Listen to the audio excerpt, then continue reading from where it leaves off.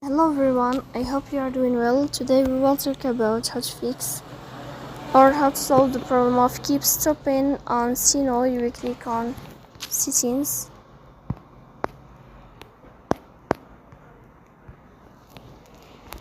Here in this page you will click on apps, default apps, app settings. In this list you will search about Suno app. Here you will click on first stop and you will click OK.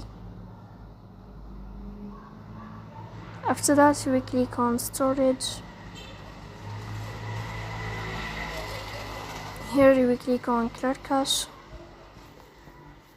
After that you will turn off your Wi-Fi and you will turn on your Wi-Fi again to fix that problem.